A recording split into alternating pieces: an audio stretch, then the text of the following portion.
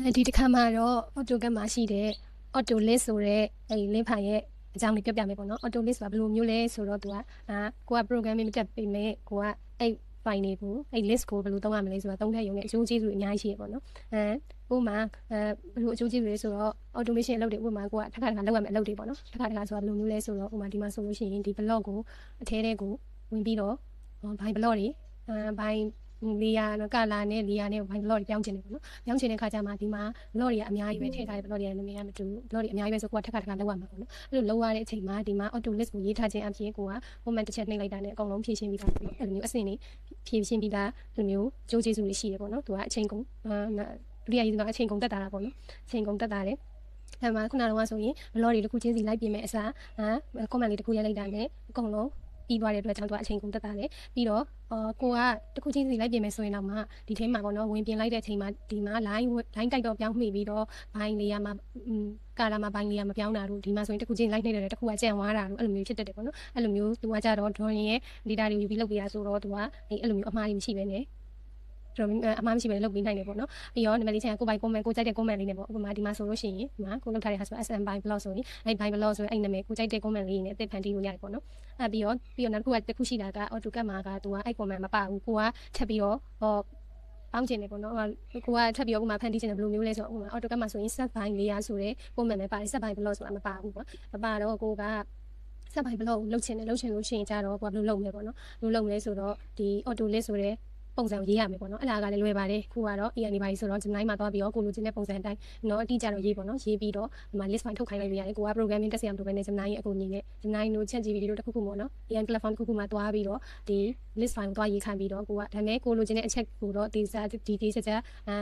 ပေးမှကိုလိုချင်တဲ့ဟာထွက်မှာပေါ့နော်ကိုကတစ်ခုပဲ list file ဖန်တီးပေးပါဆိုရင်သူက file ဖန်တီးရမှာမသိဘူးဆိုတော့အဲ့လိုမျိုးဖြစ်နေမှာဆိုတော့ကိုကဘယ်လိုပုံစံမျိုးလိုချင်တာလဲလိုချင်တဲ့အတိုင်းကိုကိုကဒီချက်ရေးပြီးတော့ Gemini မှာသွားပြီးတော့ရေးခိုင်းလိုက်ပေါ့နော်ရေးပြီးရင်အဲ့မှာသူကရေးပြီးမယ်ပေါ့နော်နောက်ပြီးကြတော့အမှန်ကသူနောက်တစ်ခုကကြတော့ file site တွေကမကြည့်ဘူးပေါ့ကွယ်ဟိုမှာကိုကတစ်ချက်ပဲလောက်ရမယ်ဟာခဏလောက်ရင်ကြတော့သူက AutoCAD run တာတွေပါတယ်အများကြီးရှိတာကြတော့လေးတာတို့ဟန်းတာတို့ဖြစ်တတ်တယ်ပေါ့နော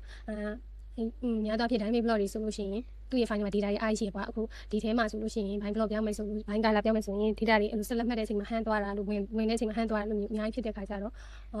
့အဲ့လိုမျိုးဟန်းတဲ့ performance တွေမထိခိုက်ပေါ့ကွယ် PC ရဲ့ performance တွေပါလ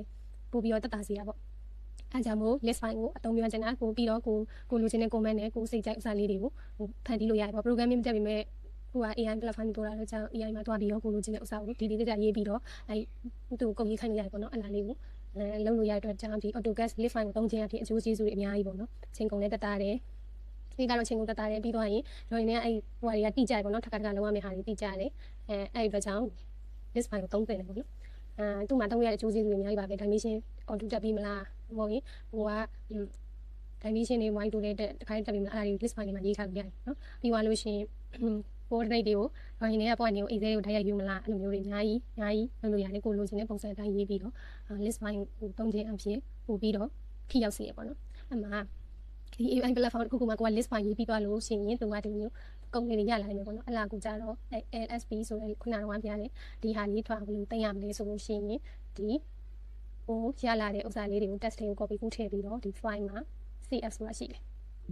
selection ပြုတ်လိုက်နော်ဒီမှာ file မှာ CF ဆိုတာရှိတယ် CF ထဲမှာအဲ့မှာဆိုလို့ရှိရင်ကိုပေးခြင်းတဲ့ဥစ္စာပေါ့နော်ဟိုက SM by